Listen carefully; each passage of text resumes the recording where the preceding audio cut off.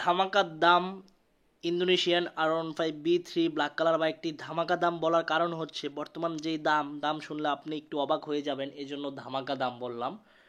বর্তমান বাজার মূল্য কত চলতেছে সেটা আজকের ভিডিওতে আমি আলোচনা করব। ভিডিওটি প্রথম থেকে শেষ পর্যন্ত আপনাদের ধৈর্য সহকারে দেখতে হবে, তাহলে বুঝতে পারবেন। চলুন কথা না বাড়িয়ে ভিডিওর মূল টপিকে যাই। আসসালামু আলাইকুম guys, it's me Arman Sarwar. আজকের ভিডিওতে কোন ব্র্যান্ডের বাইকের সম্পর্কে কথা বলতে যাচ্ছি অলরেডি থাম্বনেল দেখে বুঝিয়ে গেছেন। হ্যাঁ, আমি আজকের ভিডিওতে আপনাদের মাঝে ইন্দোনেশিয়ান R15B3 বাইকটি সম্পর্কে কথা বলতে যাচ্ছি। বাট এখনও পর্যন্ত যারা আরমান সারওয়ার ইউটিউব চ্যানেলটি সাবস্ক্রাইব করেন নাই তারা অবশ্যই আরমান সারওয়ার ইউটিউব চ্যানেলটি সাবস্ক্রাইব করে ফেলবেন, যেন পরবর্তী আপডেট নোটিফিকেশন পেয়ে যান।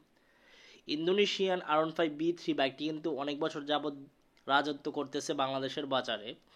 এই মুহূর্তে ইন্দোনেশিয়ান B3 বাইকের বাংলাদেশে তেমন পাওয়া যায় না, হঠাৎ করে আবার অ্যাভেলেবেল হচ্ছে। বাট যে প্রাইস, এই প্রাইসে তো আপনারা B4 বাইকই ক্রয় করতে পারেন বা R15M ক্রয় করতে পারেন, ইন্ডিয়ান ভার্সন বা ইন্দোনেশিয়ান B4। চলুন আমরা দামটা জেনে নিই। বর্তমান আসলে দাম যে প্রাইস বলতেছে, যে বাইকটি আপনার 1 বছর 1.5 বছর আগেও আপনার 4,40,000 বা 45,000 টাকা করে সেল করতো, এই বাইকটির বর্তমান বাজার মূল্য নাকি 6 লক্ষ টাকা আস্কিং প্রাইস। ভাবতে পারতেছেন বাইকটির বাজার মূল্য নাকি 6 লক্ষ টাকা আস্কিং প্রাইস। যেহেতু 6 লক্ষ টাকা আস্কিং প্রাইস বলতেছে, তার মানে আপনারা বুঝতেই পারতেছেন হয়তো বা 5,80,90 ছাড়া ক্রয় করতে পারবেন না।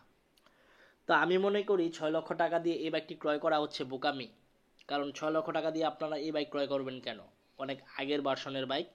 আপনারা তো লেটেস্ট ভার্সন হায়ার সিসির বাইক ক্রয় করতে পারেন, বা রয়্যাল এনফিল্ড ক্রয় করতে পারেন, বা SF 250 বা জিক্সার 250 এইসব বাইক ক্রয় করতে পারেন, বা 210 সিসির হোন্ডা কোম্পানির বাইক আছে, আপনারা ওই বাইকগুলো ক্রয় করতে পারেন। তারপরও যারা ইন্দোনেশিয়ান R15B3 বাইকটি ক্রয় করতে চান তাহলে ক্রয় করতে পারেন। এই ছিল আজকের ভিডিওর আপডেট ইনফরমেশন। দেখা হবে ইনশাল্লাহ পরবর্তী ভিডিওতে।